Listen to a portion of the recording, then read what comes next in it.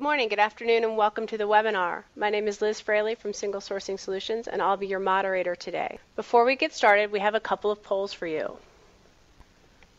How have you handled content migrations in the past? Haven't done one? Copy and paste? Internal tools? Outsource? Software as a service? Okay, great. Thank you. We have one more. What is most important to you when converting content? Out-of-pocket costs, schedule, quality of conversion, impact on writing staff, or data security? All right, thank you.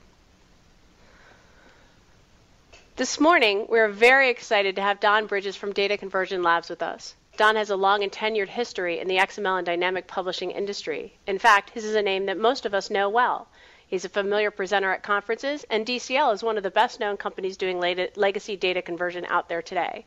Don is well known for saying, automated scripts can do almost anything if your content is consistent and you planned for it. Problem is, it isn't, and most haven't. Luckily, today is going to give us some straight talk about what it takes to get into structured content and what you need to be aware of to make the transition go smoothly. He's been through it all, and we're thrilled that Don and DCL are here to share their experiences with us today. Now I'll turn the presentation over to Don Bridges from Data Conversion Lab. Don, it's all yours. Thank you, Liz. And let's see if we can fire up the presentation. Got it? Fantastic. So, Liz, thank you for having me on board. I am very excited to be joining you today. Some of you know me, probably some of you don't. That is me on the left in the picture. That's Don Mattingly on the right, just in case you're wondering, oh yeah, that's who this guy is. I'm speaking to you today from beautiful Albuquerque, New Mexico. Just a brief mention about Data Conversion Laboratory. We're celebrating our 30th year this year, which is kind of unusual for a company to be doing data conversion for 30 years, but we have typically find ourselves in areas where the content is more complex and there's lots of the harder things to do. The novel conversion is typically not a place that we play except once you get into ebooks and epubs. So just a brief outline of what we're going to be going across for the next 45 minutes. I would like to kind of bring you up to speed about why XML is a really good idea, or at least the situations that we think XML is a really good idea, and talk about what you need, and then get into the meat and potatoes of legacy content and what are the different options you have, how do you get ready for a conversion, and then cover some of the lessons learned that we have learned in our experience. So as far as why XML, if you go back 15 years ago, the predominant markup language was called SGML. And SGML typically was in robust government-type installations, some in the aerospace and military environments. But the problems with SGML is it was very complex, and there was very little industry support, and as you can imagine, low commercial acceptance, and those kind of drive each other hand in hand. On the opposite end of the extreme, you had another markup language, HTML, which most of you are familiar with. But it was really focused more on presentation, and it was very simple in its approach. And so you have XML that's kind of in the middle. It's less publishing-centric than SGML. It's, I would certainly say, less complex than SGML. SGML, basically anything you wanted to do, it could be tortured to go doing it. XML is a little bit limited to that, but it's more robust than HTML. If you go Google SGML or HTML or XML, you'll come up with a very different number in the hits. And XML, for about the last 10, 12 years, has been growing in acceptance. So where is XML a good fit? And XML is a good fit if you certainly have technical documentation that you need to shorten the time it takes to produce that content, and produce, I mean provide it to your customers either internally or externally. If you need to go shorten the time that it takes to go produce that content. If you have issues where you need to go find information, you have versioning issues, you need to go take that same information to different outputs, be it HTML, PDF, ebook, whatever. And then sometimes we find people that have a print-on-demand requirement where they want to go generate the latest version and have always up-to-date content.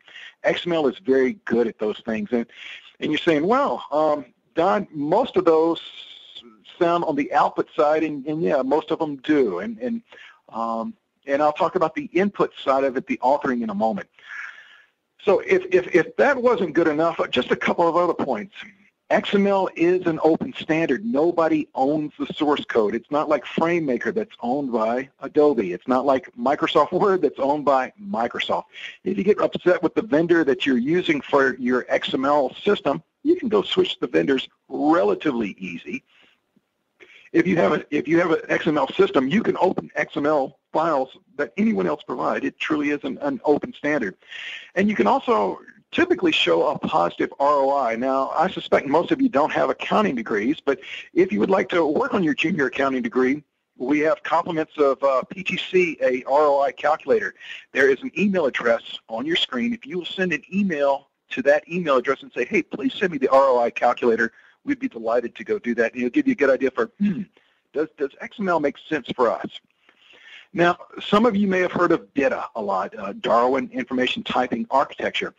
And DITA simplifies content reuse. If you think of Lego blocks and how with the same basic blocks you can go build a lot of different things, that's kind of what DITA is like. And I look at it as single source authoring, whereas XML will allow you to go publish your content to many different formats. DITA allows you to go take information, those little pieces of information that you have, and go build a manual for the let's call it the -100 model, and with a few blocks changed, now you have a manual for the -200 model, and by the way, if you change a few blocks, you have something for the -300 model. So what does it take to go build an XML system? And basically there are three primary components. There is, and I'll start at the center, which is content management. And content management can be as simple as a file server system on your computer, or as complex as what used to be primarily called document management systems and is now called content management or component management. And this is the repository that keeps your information, keeps all the different versions, and knows how to go assemble those documents. The right side of the screen is the delivery aspect. How do you go push that information out to your customers, internal or external? And that is typically in these days HTML, PDF, and for some organizations epub. The other extreme is, the upside part of it is authoring and being able to go check information out or access your files, make changes to them, and put them back in the repository. And by the way, there's that piece called conversion. Actually, how do you go fill that tank of your information? So is that it? And unfortunately, the answer is no. Besides the software, and even with the greatest software in the world, if you don't handle these other things, you're probably going to have some problems. And one is, and I hear this over and over, is having somebody who's been there before that can guide you and say, well, these are the things you need to look out for. These are the things that you need to be aware of. And for this perspective, we'll call that a Sherpa. Certainly, single sourcing is a very good Sherpa. They can, help you implement a system. There's the training aspect. The people aspect, I often think and hear is harder than the technical aspects of XML. And then you have to have a way to, if you've got good legacy content and you want to go move it into XML, you have to figure out a way to go get your legacy content into XML. Now, there's really two ways to go get there doing that, to handle your legacy content. One is that you can draw a line in the sand and say, from this date forward, we're going to use this new system, and that's it. And so we'll have our legacy system that has all the old material, and we'll have this XML system that has all the new material. And a lot of people do that. It works as long as you don't mind supporting two systems and as long as there's a clear delineation between what is what. Or you can convert your living content, and you're kind of faced with what to convert and how to go convert it. So this is going to sound really strange, maybe coming from somebody who makes their living selling data conversion. But fundamentally, you need to ask yourself, do you really need your legacy content? Is there value in it? And for most people, the answer is yes.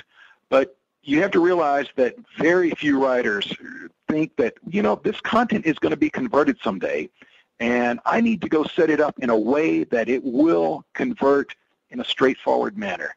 That just doesn't happen.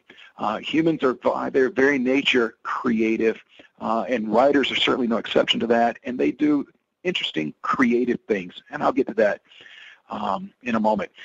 Yeah, and also, like you said, well, why don't we just re-author it and author it from scratch? And while that certainly has some advantages, and you'll have really great content written to the latest standard, and if your old legacy content is garbage, A, I kind of wonder how you're in business, but B, it's a tremendous cost to go author anew, and it takes a lot more time.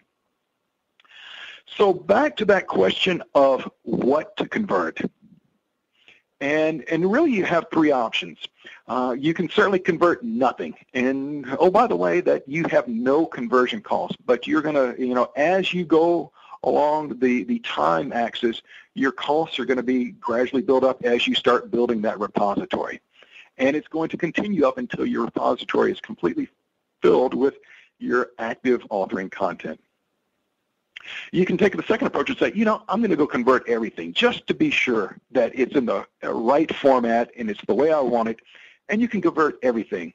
I tend to believe that's a bad idea unless everything you have is really great content. But, information from 30 years ago for a machine that are information that is essentially obsolete, that rarely or never gets updated, I don't know if that's your best idea. And, oh, by the way, it will reduce the ROI or return on investment because there is a cost to go convert information. And then option three is saying, well, okay, let me go convert frequently used, high-value documents. So I kind of take the attitude and would coach people to say, convert with intelligence. Convert documents that are most often used. Convert documents that are favorites, be the internal favorite maybe by your service engineers or externally by your customers. Convert documents with the longest product life that are going to be out there for the longest time. Convert documents that get updated the most because that's where you'll see the savings in XML. And when in doubt, maybe a good approach is to start in the present and work backwards. Now, compliments of Joe Gollner. Joe came up with the concept of different groups of people, and I thought this was kind of clever, and Paul Vanderveen contributed the third bullet. But you have some people that say, I don't think there's any way that with automation we can go convert content, and Joe called these people skeptics. And then there's another group of people that says, there must be that magic button out there, that magic software. And, oh, by the way, if you come up with that magic software, please give us a call at DCL. We'd love to purchase the rights to it. But unfortunately, there is no magic button. But there's some people who believe that's there, and those people are dreamers. And then there's the cheap labor dreamers who think that, without a lot of my involvement, I can go send this offshore and at a very cheap cost, go get my data converted, and it's all going to be right. And, that's just not reality either. So, but reality is you do have some very good options for converting your content. You can certainly go rewrite your content. You can copy and paste. There are people that have done in-house conversions, and there's software as a service, and then there's outsourcing of content. So maybe we can just for a moment touch on each of these options and kind of spell out, here's what you need to think of. Rewriting is certainly a very good option if your legacy content is garbage and it's just written very poorly. Maybe you want to go incorporate minimalism. Those of you that have heard Joanne Hackos speak, Joanne Hackos is a huge proponent of minimalism, cooking it down to the most essential elements. Certainly most of us have heard of simplified English, of putting things in very simple, easy to understand terms. Maybe you're rewriting for a topic-based information where it's not topic-based at all, and you have a procedure that is similar across 5 different product lines, but not exactly the same across any of them. And so if you want to go rewrite content to go make it topic-based, yeah, that's an option too. But realize it's going to take a considerable amount of time, maybe an hour a page, and a considerable cost, maybe $60 per page to go do that. Now, if you have 5,000 pages, you can go do the math very quickly and realize, wow, I didn't know that was going to be that expensive a project. And yes, $300,000 is the right answer. And can you really afford that? And most people come to the conclusion, wow, that might really be at the end of the day, the technically best way to go, but is there a higher value proposition? And so a lot of people will try copy and paste. And copy and paste is exactly as the name is out in your, I'll pick on Microsoft Word for sake of the discussion. Select a chunk of information and then go to your XML editor and paste the information there. And as crazy as that sounds, a lot of people do that. Or maybe it's not so crazy. And I would even say for a very small documentation set of a few hundred pages, maybe for a simple documentation set that doesn't have a lot of very hard things, that's not a terrible way to go, especially if you can have just one person do it. Because as I mentioned earlier, humans are rarely consistent or correct in how they do the tagging, because not only are you moving over the content, the words, but you're also applying XML tags to the information saying, okay, this may be a paragraph, but this is a table, this is a definition. In DITA, you certainly have this is a topic of a topic type. So you are applying tags as you go along, and humans just by their nature are not very consistent creatures. Now, another approach is to go have in-house data conversion, and certainly if you have more content, you can either use tools that are available to do this. I remember I wanted to go sell a car on eBay, and so I wrote up this wonderful description of the car, and then hit in Microsoft Word, and then hit Save as HTML, which is an option in Microsoft Word, and boy, did it look rotten. And I finally went to okay, for the description of a car, it's 2 pages, 400 words or whatever the number was. Okay, not so bad. Could create my own tables, and so I just copied and pasted. But you really, the results that you get with a pilot is that really the results that you're going to get with the whole project. Now, a few years ago, those of you that are familiar with STC, a company called CSG Systems did a very good case study, probably the best case study I've ever seen, and they talked about conversion of their technical content from Word to FrameMaker. It took them roughly 6 months to do roughly 12,000 pages. They did it programmatically. Okay, well, that's good. And had to do cleanup. Okay, that's fine. That's part of it. And what they reported was it took them right over 4,000 hours, man-hours, to go do that. Well, that's roughly 20 minutes per page on average. If somebody's being paid $60 an hour, okay, well, that's $20 a page. So you have to go back and say, yeah, I can, but should I? And I think that's the issue with in-house. And certainly if there are considerations of, well, the security of my data, we just cannot release this outside of the confines of our building, I get it. I really do. So I think, if you have the time and have the effort, if it's a recurring requirement, in-house is certainly a valid option. In the last 5 years, we've seen software as a service come up where there are portals where you can load your content, and if the portals are invariably configured that says, okay, if you want to go to this specific DTD and your content is in this specific format and you follow these specific tagging rules, it will go convert the content for you and return it back. And it works really well if your information is consistent, if it's well-styled, if it maps to the XML model. Unfortunately, most content doesn't.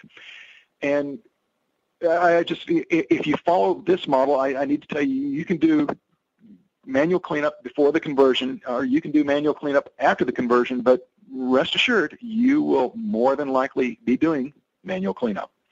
Not that that's all bad, but as long as you budget it in and say, okay, the cost is more of just the cost of the software as a service. Finally, we have outsourced conversions, and these are companies in the full spirit of disclosure like Data Conversion Laboratory. We definitely use a factory type approach, which means that in the larger documentation sets, once you start talking hundreds and thousands of pages and it's more complex, that's really where most outsourced conversion vendors work well.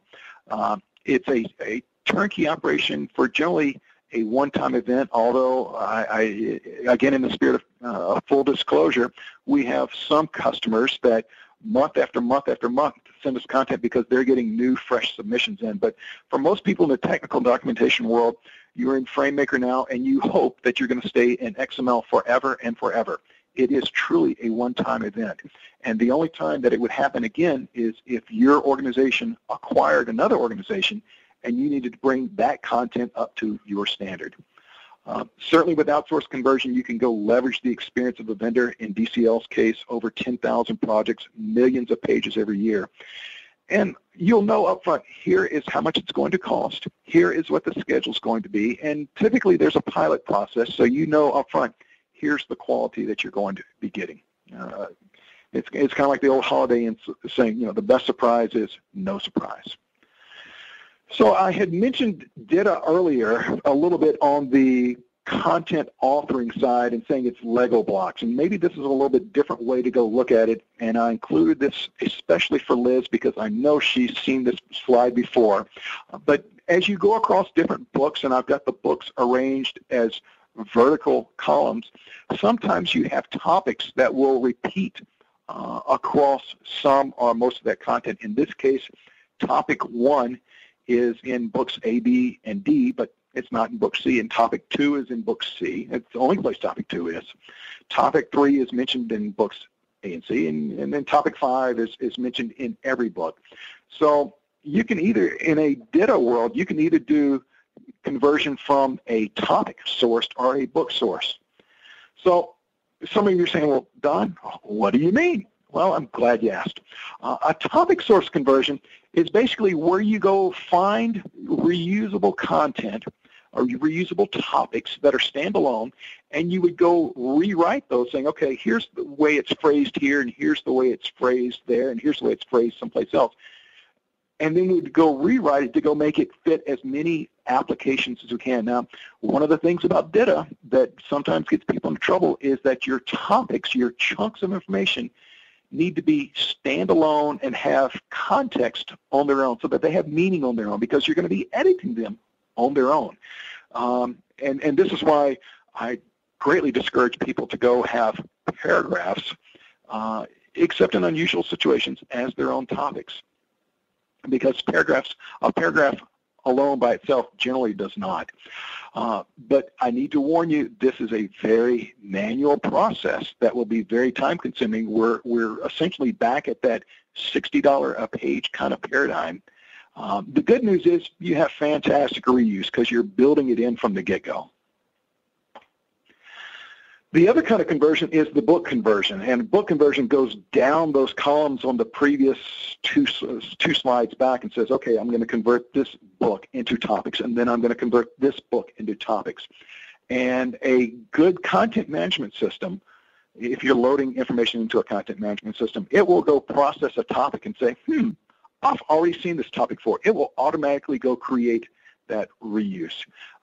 You are doing a conversion of your information. You're chunking it, with all due respect to Documentum, into different topic types, and I've listed the 3 standard DITA ones.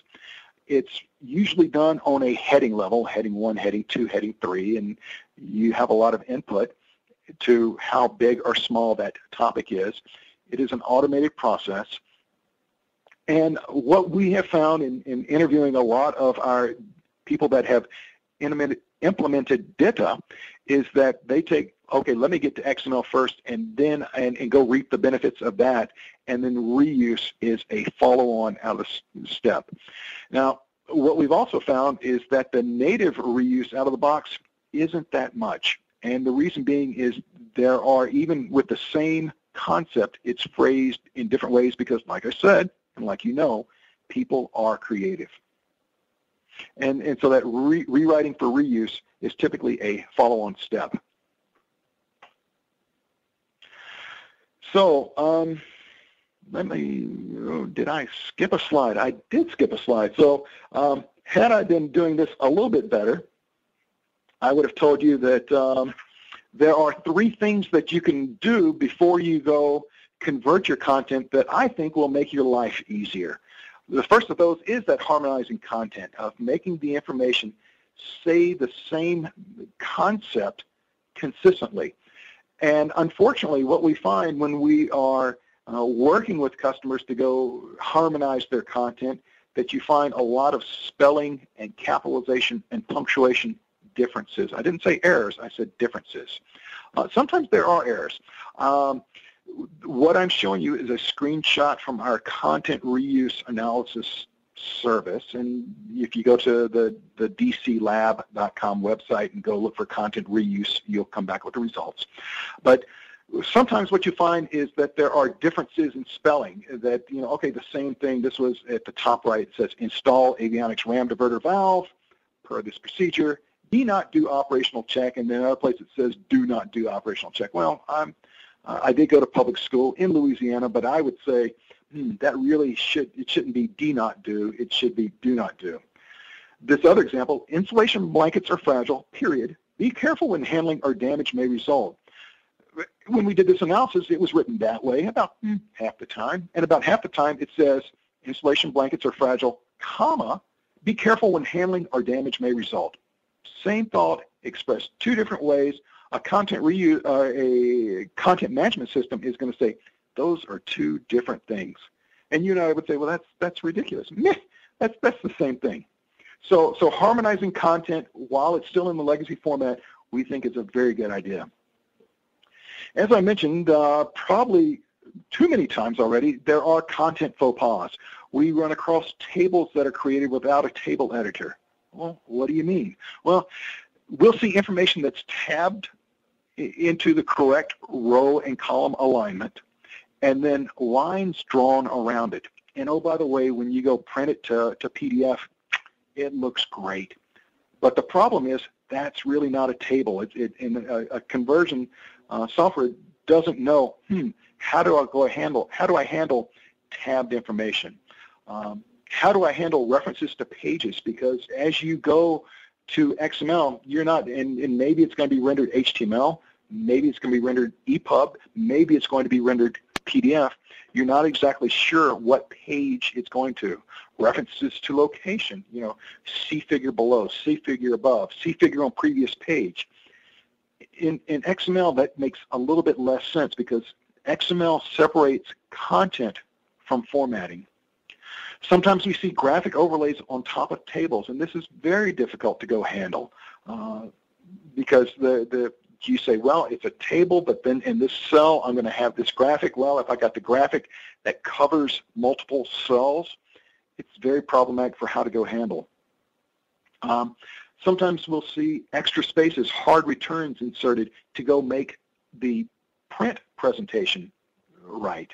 And yeah, that's swell and great in a print world, but then in an XML world, it's like, okay, why are all these extra spaces in? And because I just said XML separates content from format. We're just focusing on contents, and we allow these automated tools to go do formatting.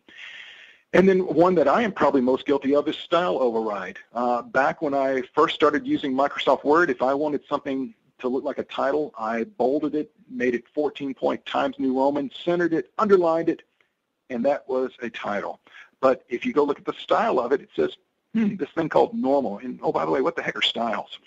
And styles are a way that Microsoft Word or FrameMaker or other tools know, here's how I want to go format it.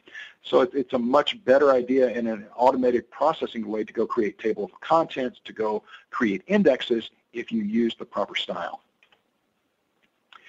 And then the third area is what I'll call content model violations. And these are things that, depending on which DTD you chose, the DTD in an XML parlance, DTD is kind of like the template. But the DTD doesn't allow it for whatever reason when they were coming up with the rules of the DTD. For instance, DITA only allows step and sub-step. Here's an actual no-kidding, where they had step, which is item number 2. They had sub-step, which is A, B, and C. And then they had sub-sub-step, which is little I and little 1 and little 2 in Roman. And so in this case, you'd probably want to break this down into 2 procedures, one for engines with a motor saddle support bracket and one for engines without a motor saddle support bracket. And I'm going to kind of pick on DITA because DITA is very good. We've seen the exponential growth of DITA over the last few years, but DITA does have these constraints. DITA does not like tasks or procedures written as a table. And this is how a lot of people write their task as tables, and DITA just says, no, I don't allow that. Another one is that people will do notes as tables, and this is a no-kidding table, but in the first column I've got a little light bulb symbol, and in the second column I've got my text. And it's really problematic, for the software to go, is this a note or is this a table? And they're tagged very differently. Now, if you'd like to learn more about this, I've got a URL listed there, and I've gone through some of the faux pas as far as content models in regards to DITA. So if you're looking at DITA, might want to go through and say, I might want to go clean these things up.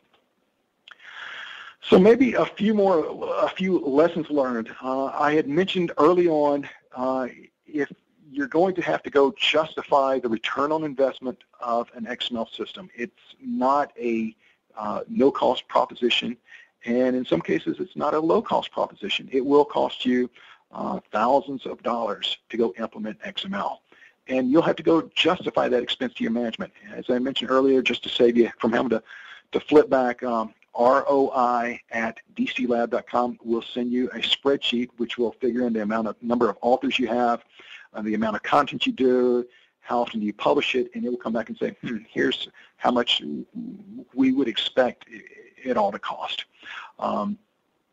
Another lesson learned is make sure your process is scalable. And by that, I mean, do a pilot and make sure that, okay, well, I was able to go do 50 pages, and it only took me 8 hours to go do 50 pages. And then you have to say, okay, well, I've got another 4,950 pages to go do. Do I really want to go spend the next 20 weeks working on this conversion? And then you don't know what you don't know. And I was in a conversation yesterday where somebody said the unknown unknowns.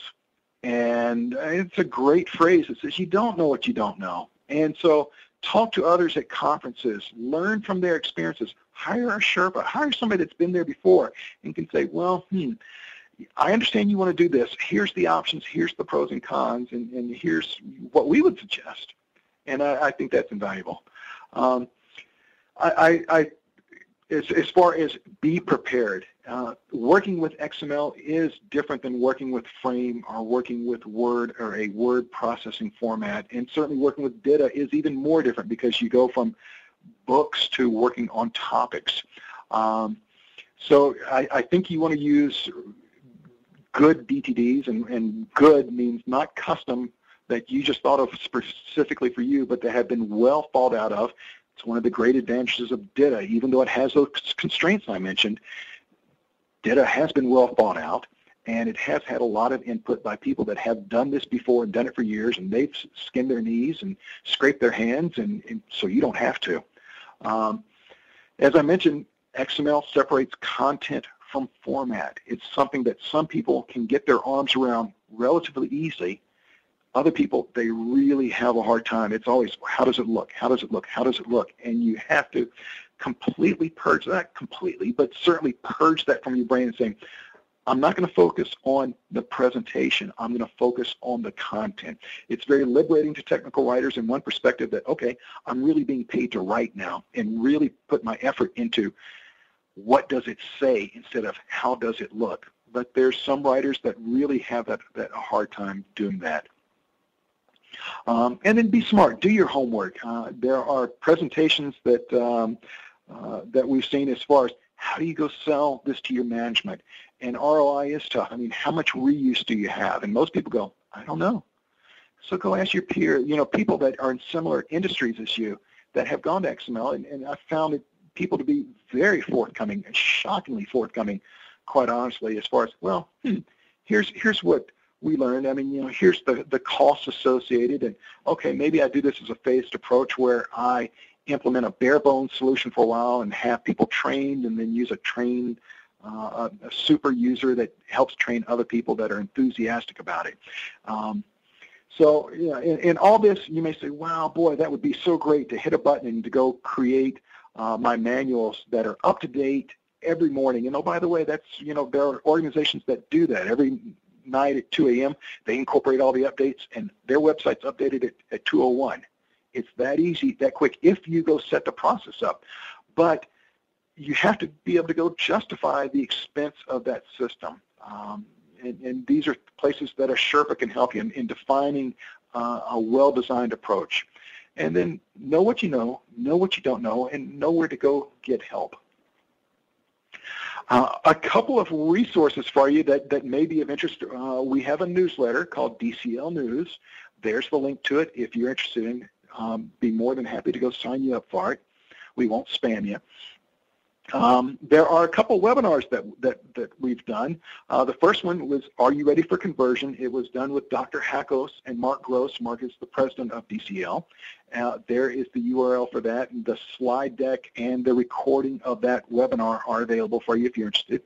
Also, I mentioned, hey, it's sometimes, all the time, helpful to learn what mistakes and what have other people done. And so we interviewed a dozen different data implementations and say, what went right? What went wrong? How long did it take? And oh, by the way, that how long did it take? 2 years. No kidding. It's shocking, but that's reality. And a lot of selling this to your management is presenting reality. We have a DCL library that has a truckload of XML-related topics that you can go browse and read, and how to convert from Quark. Oh, by the way, our #1 clicked article, how to convert from Quark to XML. Different flavors of PDF. How do you go sell this? What are other industries doing? So a lot of very good resources out there for you. So Liv, I think I'm going to turn it back over to you, and according to Mickey's big hand, we still have roughly 15 minutes to wrap up. Great. Before we get to the questions, I want to thank everyone for attending today's webinar and say that stay tuned for our next one. We've got a panel of experts, some giants in the industry, coming to talk about what single source information sharing really means and how to set about accomplishing it.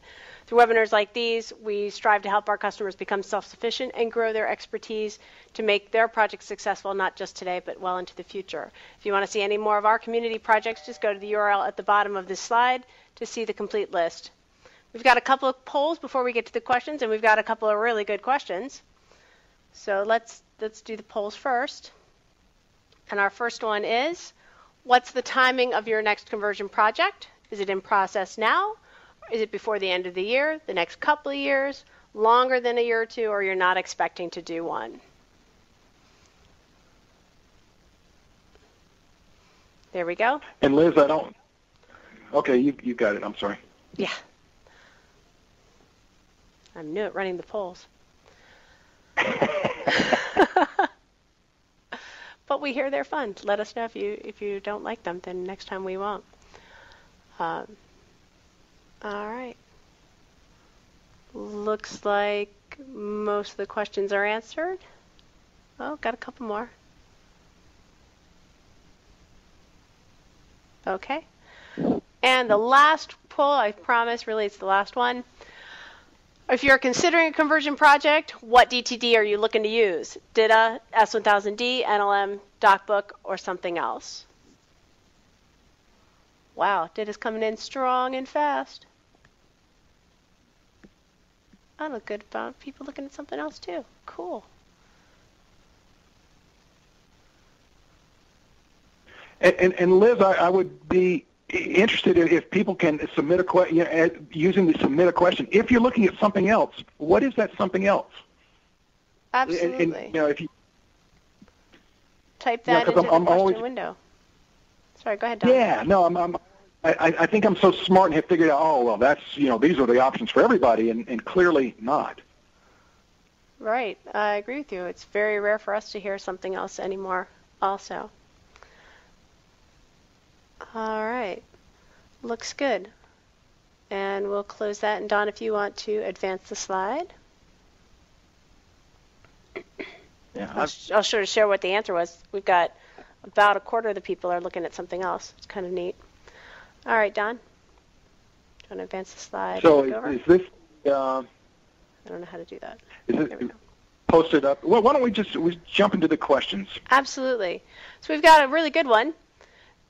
At this point, our need is to convert the existing XML, go back one, Don, to formats such as EPUB and DAISY, optimized, if necessary, for specific devices, with accessibility for visually impaired readers maintained. Fascinating. What's the best way to proceed? Well, our experience is that once you convert it to XML, and we have specific webinars as far as what are if you go look on the DCL Learning Series page, specific webinars to go address what are the issues with converting to EPUB. But once your information is in XML, it's basically a transform to go create to go to specific devices. If you want to go to Mobi, if you want to go to Kindle, or if you want to go to Sony e-reader format, those are basically specific transforms that are generated on the fly once you have your information in robust XML that will support the aspects that your transform requires, that the e-readers require. So what we generally tell people is that, yes, you can go straight from a proprietary word processing format, but having the information in XML will give you a better way to go do that automatic publishing on the fly to the different ebook formats. And there are a lot of them out there, and I feel your pain. Agreed. We had just in case you're interested, we had because Daisy usually here with the math type folks at Design Science, they did a presentation talking about doing math jacks with Daisy. If you want to know more about that, just let me know and write that in the question window, and I'll send you the URL for it. But what a good question. And she says that it's their own customized DTD, so it sounds like you guys have been around and doing this for a while. That's one of the others, Don. Right, okay. All right. One of the others is also author it without data. Interesting. Okay. Someone else says there's something else we would like it to be is iPad. I would think that Don would agree with me that iPad is more an output format rather than an authoring content model. Don? That's exactly correct. I mean, it is an output format, and once you have if you go back to the diagram that showed, okay, well, you have authoring and management and delivery, it's just another delivery option. Just as PDF, just as XML or HTML or XHTML are just output formats. The different ebook formats are output formats, and the only caveat to that is that you need to make sure that the tagging of your XML is compatible with what the transform is looking, and go through and do a pilot and saying, this isn't rendering right in DAISY, or this isn't rendering right for iPads or Kindles or whatever the output device is, and go make sure that you work through those projects in a pilot aspect before you go dive into it.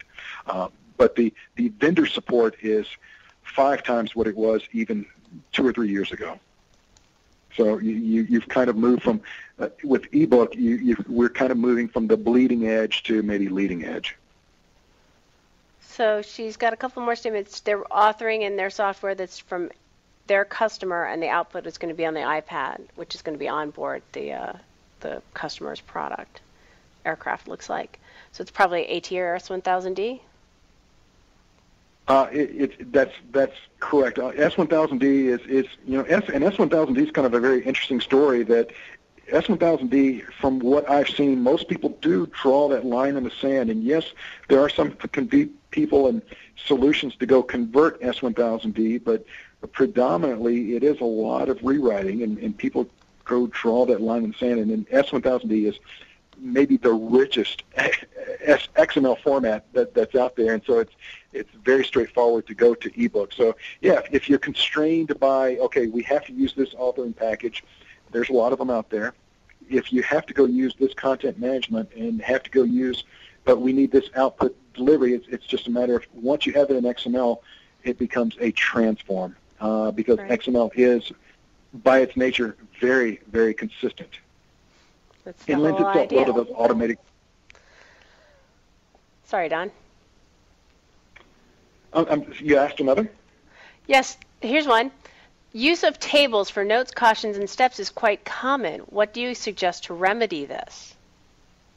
Well, what I suggest is that people come up with, and yes, I know it's very common, so you kind of have a choice, is saying, do I want to go create a note that is just a standalone note, which is how, oh, by the way, how DITA wants you to go handle it, not as a table, or saying, okay, I'm going to have it as a table, and DITA does allow notes to have tables, but the conversion process doesn't know whether to go treat it as a note or as a table. So either you're going to have to go do cleanup once you've converted, go do some pre-tagging before you convert, and say, maybe insert a tag that says, okay, this is a table, but it's also a note. And you can certainly go do that. And so with that pre-tagging step, you can go create that admonition, be it caution or warning or note or whatever. All right, let's see that. Sorry, go ahead. Or you're going to have to go back and either do the pre-tagging before or go do the cleanup afterwards. Let's see if that answers the question. Here's the next one. How would you convert documents from PDF when you can't find the original source? That's a tough one. Wow, good question. And there are at least three flavors of PDF. One is PDF image, where it is probably what was scanned and it doesn't know any words. There is PDF full text, which if you have a Word document and print to with Acrobat, with all the, not Reader, but Acrobat, and convert it to PDF, that's PDF normal. And then you have PDF image with hidden full text behind it. That does have the full text behind it, but what you're seeing is the image. Certainly you can go through and OCR PDF, and then you have RTF, which allows you to get entry point to capture all the text. One of the problems with PDF is, it is a bit of a roach motel of data formats. Content comes in, and it's designed not to come out. And that sometimes PDF will read across columns instead of down columns. And so you have to be very careful as you go do text extraction. And there are some good tools that will allow you to go do text extraction of PDF full text. And then once you have it in, let's say, RTF, or once you have it in a full text format, then it's just a matter of applying the correct tags. But it's starting with PDF image is really about the same as starting with a TIFF image or starting with a piece of paper. Those are all more or less equivalent starting points, and there's no way around that. You're going to have to go through some kind of an OCR, optical character read process, to go read that. And depending on the quality of how clean that page is, with a process that's called double key, and I can bore you with the details, but 99.95% textual accuracy is very possible. And then you can go apply, coming from PDF image, you certainly don't have any tags that says this is a heading 1, heading 2, heading 3, whatever, a title, figure, caption equation. But you can implicitly go figure out and say, okay, well, when I run across this, that's a title, and when I run across this, that's a heading, and when I run across this, just because of how it's presented, those implicit tags allow you to go tag things in an automated style. And that's certainly what DCL does. Excellent. We've got another follow-up on PDF because I know that that's always a good question. This one is, where's the PDF? Do you sell publishing pipelines? If so, do you have one for PDF to DocBook? It's kind of the same question. Well, yeah, DCL is a services company, and I can only, suggest that, certainly we have a process and a methodology for converting from PDF to DocBook and converting all the way out to epub as a structure. So, but I'm also more than happy to say, okay, here are the steps that are involved, and be more than delighted to lay out that process for you. And there's articles on the DCL library. If you go search in PDF, which is the previous slide, that last item, if you go search PDF, and you're going to come up with a lot of articles that talk about converting from PDF and what are the workflows involved with that. Great. That answers the question. We've got some more here. What's the best source of ROI? Easy output of multiple formats, ability to keep content evergreen and future-proofed, or the ability to use content from multiple sources in a search web-based content environment? Good question. I think most people find that the output side of XML is going to give them the highest ROI. The reuse aspect of it certainly has a lot of value, and people that have implemented it report phenomenal reduction in the amount of content, phenomenal increases in quality, but unfortunately you kind of have to break things into the tangible category and intangible category. And if I can go create, once I have the content frozen, meaning approved, if I can go publish that in 4 hours versus 40 days, there's a significant cost savings to that. So my perspective is, from an ROI, just the delivery output of it, the delivery side is where the savings are, is where the real kick you in the teeth value is. And then being able to go deliver to multiple formats at the same time, those kind of go hand in hand. That's saying, okay, I can go update the web and update my print, and go to print on demand, so that I'm not shipping manuals anymore, that if anybody wants the content, okay, download it and go print it on your own computer, and you've saved the printing cost and shipping cost. But yeah, certainly the output side, I think, is where the ROI typically is going to be. That's what we find too. We did an article too. I'll post that in the chat window, or in the question window, with Medtronic. It was a 4-part series. He did extensive ROI calculations, and he beat every one of them. It's kind of an interesting tale. And in some ways, I remember someone from Siebel talking years ago. She's like, it kind of doesn't matter what your ROI is, just so long as you have one. And she had done it by looking at paper being printed at the papers for the guys who were out in the field and doing stuff. And so it just matters that you know what it is. All right, here we've got a couple more questions. Yes, it says, once in DocBook, I can do epub easily enough. That's true. And here's one. Do you have any information about when epub 3 is going to start being implemented? I'm wondering whether it makes sense to get into epub now when it's about to change.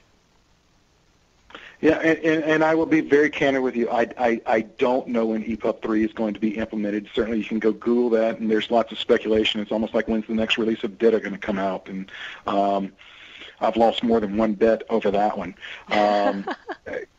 I guess, I don't think you can plan too much. I don't think you can do too much homework on this one, although it's really not fun and it's not exciting. So I think it's probably, this is regardless of, if you say, yep, we need to go there, go ahead and get smart, get started. When's the right time to jump? Boy, that depends on what all the other business drivers are. It depends on the economic situation of your company, and maybe your company's aggressive in saying, hey, when the recovery happens, we want to be well positioned, and your company may say, until the recovery happens, we can't go spend money. It's just different corporate cultures. But getting educated and reading blogs and reading articles, listening to webinars like that Liz offers, these are great ways to go get smart on where it's going. And we've got one really good question we've got here at the end. Can you talk a little bit about migrating legacy HTML content to DITA as well? Your presentation focused almost exclusively on print documents.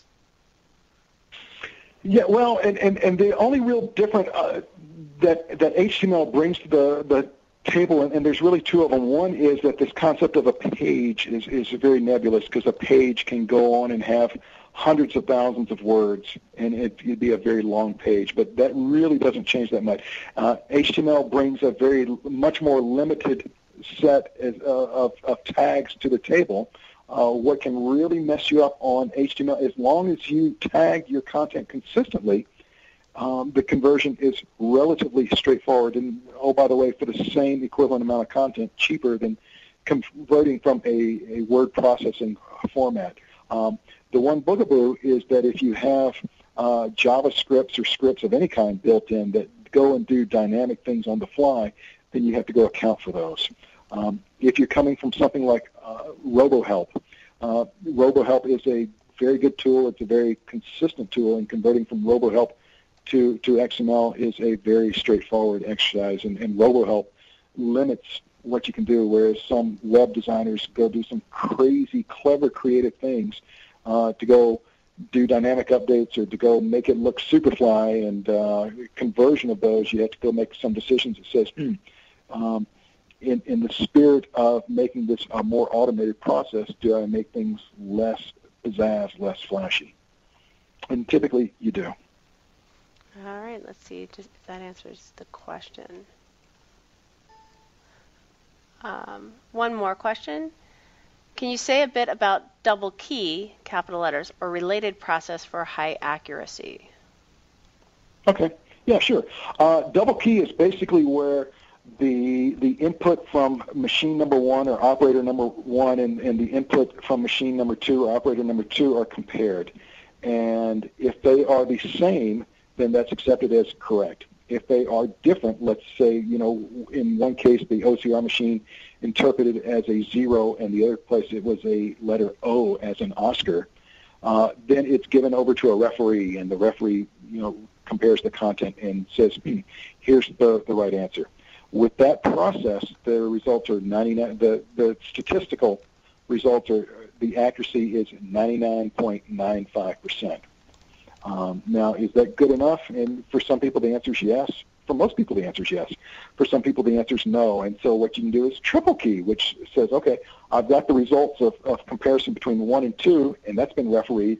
And now I'm going to bring in the third OCR, where I'm going to OCR 3 times or have it rekeyed 3 times, and that compare it again and say, do I find any discrepancies? And once again, if there are discrepancies, the referee comes in and says, no, that really is a 0, based on context, based on appearance, based on whatever.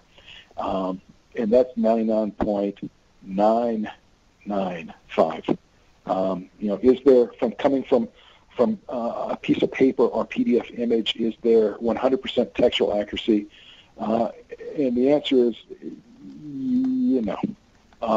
realistically, no.